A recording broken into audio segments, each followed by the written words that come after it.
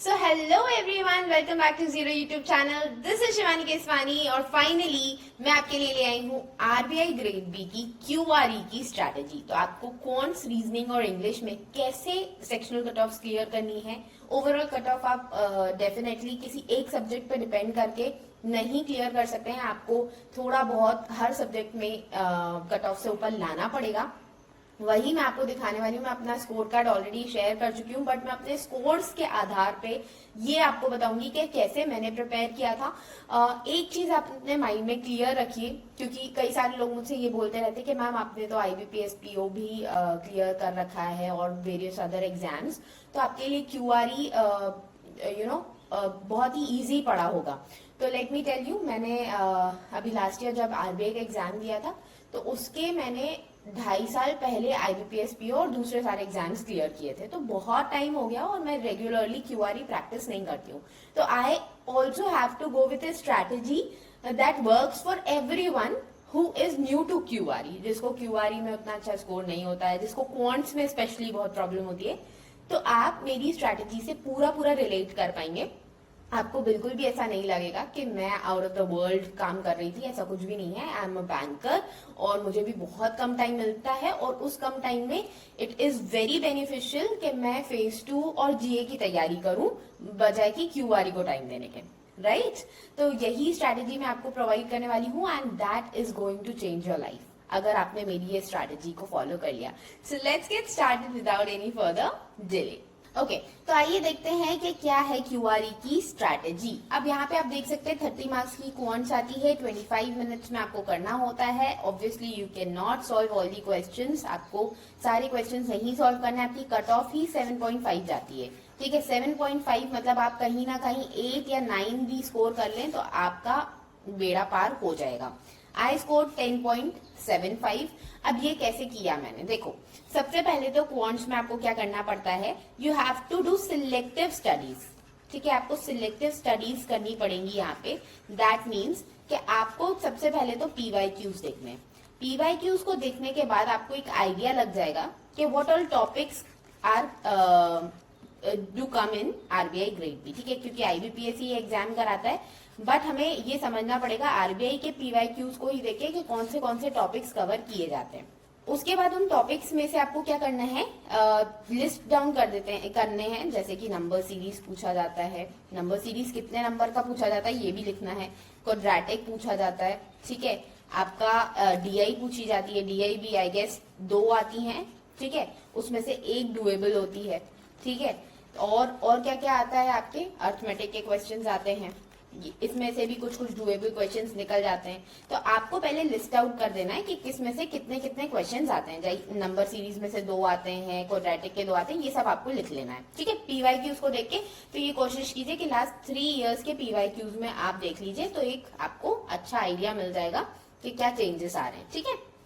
उसके बाद आपको क्या करना है, आपको देखना है कि 10 नंबर मुझे पक्के करने हैं। अब 10 नंबर में कहां से निकालूं, what all topics I can do on my behalf, ठीक है। जैसे कि अर्थमेटिक के कुछ टॉपिक्स आपको कर लेने हैं, जिसमें से टॉपिक देखो अर्थमेटिक के हर एक टॉपिक में से क्वेश्चन आता है। आपको और आइडिया लग जाएगा जब आप लास्ट 3 इयर्स के पेपर्स देखोगे तो आपको आइडिया लग जाएगा कि कौन से अर्थमेटिक के क्वेश्चंस यहाँ पे पूछे जाते हैं। तो आपको कुछ सिलेक्टिव अर्थमेटिक के टॉपिक सिलेक्ट करने हैं जो आपको बनते हैं, जिसका आपके पास थोड़ा बहुत बेस है, क्योंकि बेस होना बहुत इंपॉर्टेंट है। अभी 30 डेज में आप एकदम जीरो से तैयारी नहीं कर सकते हो, ठीक है।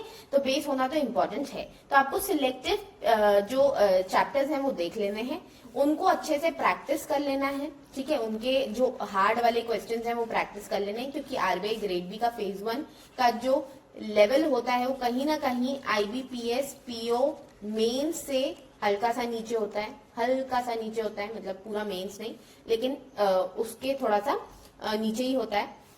तो यहाँ पे जब आप ये सिर्फ सिलेक्टिव वाले चैप्टर्स कर लोगे और एक क्वाड्रेटिक और नंबर सीरीज पे थोड़ा सा कर लोगे तो आपकी जो है कट ऑफ क्लियर हो जाएगी। आपको सिर्फ सिलेक्टिव ही पढ़ना रहेगा, ठीक है। तो इसमें और कुछ भी नहीं काम करने वाला है। आपको पूरा का पूरा क्वांट्स का सिलेबस नहीं खत्म करना है। आप सोचने बैठो कि अभी मैं क्वांट्स का सिलेबस एक बार रिवाइज कर लेता हूँ, पढ़ा तो मैंने पूरा हुआ है, तो वो काम नहीं करेगा, ठीक है। आपको सिलेक्टिव पढ़ना ही पड़ेगा, क्योंकि वहां पे डुएबल क्वेश्चंस बहुत कम होते हैं, मतलब आपको मिलेंगे ही नहीं, आपको मिलेंगे ही नहीं। 30 क्वेश्चंस में से आपको डुएबल निकालने हैं 10, तो आपको बहुत मुश्किल वहां पे होगी।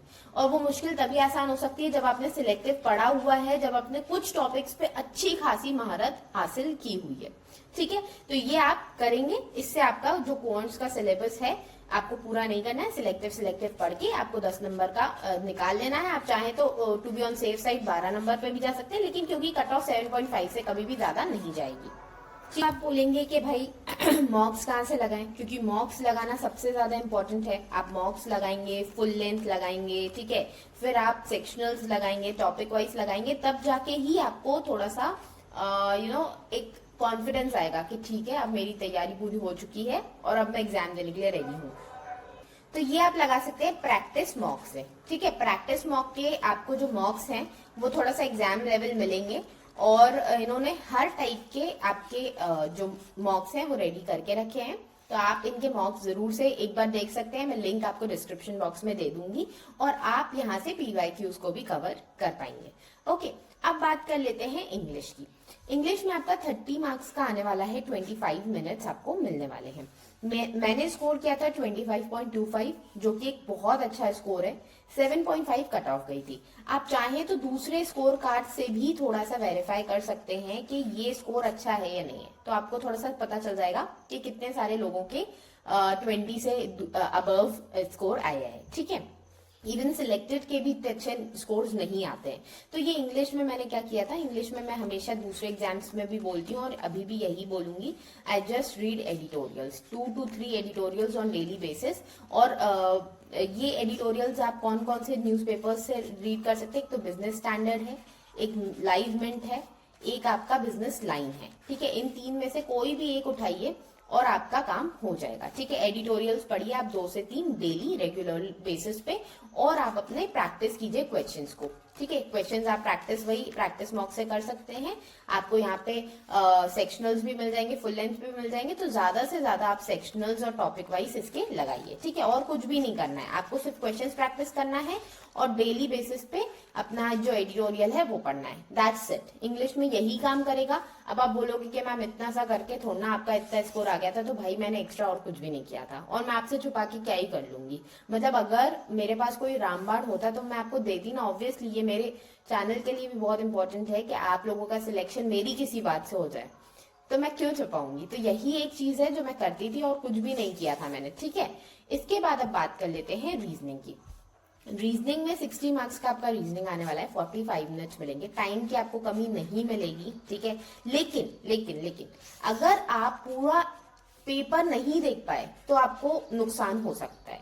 कैसे नुकसान हो जाएगा, क्योंकि पेपर के एंड में मुझे आज भी याद है, इनपुट आउटपुट का एक क्वेश्चन था, मेरे पास इतना ही टाइम बचा था कि मैं इस क्वेश्चन को कंप्लीट कर पाऊं, और ये हो गया। अगर ये नहीं हुआ होता तो सोचिए मुझे कितना दुख हुआ होता कि यार इतना डुएबल क्वेश्चन मैं नहीं कर पाई। ठीक है, डुएबल था वो, और उसका जो पैटर्न बन रहा था वो भी बहुत इजीली मैंने पकड़ लिया था।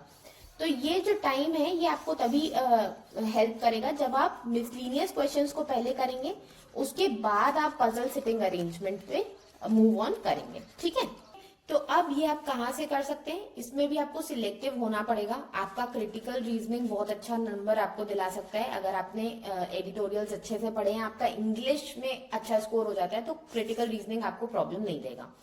उसके बाद इनपुट आउटपुट बहुत अच्छा स्कोर आपको, अगेन एक बार में पैटर्न अगर समझ में आ गया तो आप उसको पूरा कर लेंगे, वरना आप उसको छोड़ेंगे। ठीक है, उस पर ज्यादा टाइम नहीं देंगे। उसके अलावा आपके जितने भी मिसलिनियस क्वेश्चन है डायरेक्शन डिस्टेंस के, अगर डायरेक्शन डिस्टेंस BR से ब्लड रिलेशन से आपको कुछ पजल मिल जाए तो उसको टच लास्ट में कीजिएगा, क्योंकि ये थोड़े से टफ होते हैं। पिछली बार भी ये हुआ था, ब्लड रिलेशन का एक पजल आया था, वो शायद गलत दिया हुआ था, किसी पे नहीं बना था वो। ठीक है, तो वो जो जिन्होंने लास्ट टाइम एग्जाम दिया होगा वो समझ रहे होंगे मेरी बात। ब्लड रिलेशन वाले पजल में वो पढ़ के बहुत डुएबल लग रहा था, ऐसा लग रहा था अब भी हो जाएगा, कुछ ज्यादा खास है नहीं इसमें। लेकिन वो जब करने बैठे तो मेरा भी टाइम लगा, लेकिन मैंने उसको छोड़ दिया। भाई वी लेट गो, है ना, लेट गो करना पड़ेगा। अगर आप उसको एक चैलेंज समझ के लेके बैठ जाओगे, नहीं मैं तो इसको करके ही दिखाऊंगा, तो फिर आपको बहुत प्रॉब्लम होने वाली है। तो उसको मैंने लेट गो किया। बहुत सारे लोग नहीं लेट गो कर पाए क्योंकि वो बहुत डुएबल लग रहा था, और हर वक्त मतलब उस क्वेश्चन को देख के ऐसा लग रहा था कि अब भी हो जाएगा, अब भी हो जाएगा, अब भी हो जाएगा, अब भी अपन आंसर पे पहुंच जाएंगे। इस चक्कर में बहुत सारे लोगों का सेक्शनल मिस हुआ, क्योंकि उसने पूरा टाइम खा लिया। 10 मिनट भी अगर आपका कोई एक चीज खा ले जिसके सिर्फ 3 नंबर थे और वो 3 नंबर भी नहीं बने, तो सोच के देखो आपके एग्जाम में कितना, एक तो आपका टाइम गया, दूसरी चीज आप डिमोरलाइज भी हो गए कि भाई साहब कितना टाइम खराब कर लिया।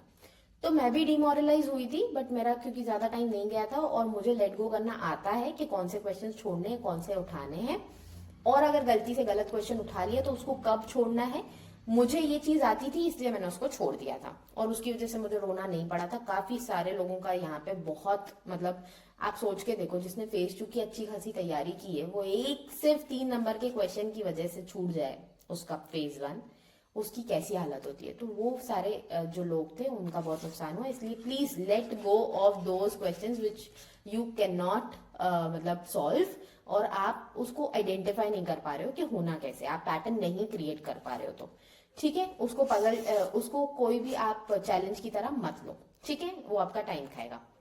ये चीज हो गई। उसके बाद आप जो भी ये अपना अगर अल्फा न्यूमेरिक है तो वो कर लिया, और उसके बाद लास्ट में आप पजल्स पे जाओगे, ठीक है, पजल्स और सीटिंग अरेंजमेंट लास्ट में करोगे। उसमें भी बहुत इंपॉर्टेंट है कि आप ऐसे पजल्स ढूंढो जो डुएबल है, क्योंकि सारे पजल्स तो आप ऑब्वियसली गिवन टाइम में नहीं कर पाओगे, 60 क्वेश्चंस हैं आपके पास। तो अगर आपको ऐसे पजल्स मिल जाते हैं जो डुएबल हैं, तो आप पता है क्या कर पाओगे, रीजनिंग आपको वो जो एक्स्ट्रा मार्क्स चाहिए ना, मतलब कट ऑफ से एक्स्ट्रा जो चाहिए, क्योंकि आपको ओवरऑल कट ऑफ निकालनी है, तो वो रीजनिंग आपको हेल्प करेगा, ठीक है। तो रीजनिंग से आप ज्यादा नंबर निकाल सकते हो। बाकी जीए की जो स्ट्रैटेजी है वो नेक्स्ट वीडियो में मैं कल ही ले आऊंगी आप लोगों के लिए, जिससे कि आपको भी पता हो कि जीए में आपको क्या क्या पढ़ना है। अब कई सारे बच्चे ना ऐसे भी होंगे जिन्होंने तैयारी बीच में छोड़ दी होगी, क्योंकि ग्रेड बी के आसार कम लग रहे थे कि इस बार आएगा या नहीं आएगा। तो उन लोगों को भी जीए में सिलेक्टिव क्या क्या पढ़ना है कि एक बार का फेज 1 का कट ऑफ क्लियर हो जाए और थोड़ा बहुत फेज 2 का भी हमारी तैयारी हो जाए, क्योंकि फेज 1 और फेज 2 में 50 डेज का गैप है, तो that will be very crucial, वो आपको बहुत हेल्प करेगा फेज 2 में, ठीक है। तो क्या सिलेक्टिव पढ़ना है जीए में वो मैं आपको बता दूंगी, कहाँ कहाँ से ज्यादा क्वेश्चंस आते हैं, तो वो वीडियोस देखना मत भूलिएगा। उसके लिए आप एक बार चैनल को सब्सक्राइब कर लो ताकि आपके पास वीडियो का नोटिफिकेशन आ जाए। Okay, so good bye, take care, और सब्सक्राइब करना मत भूलना।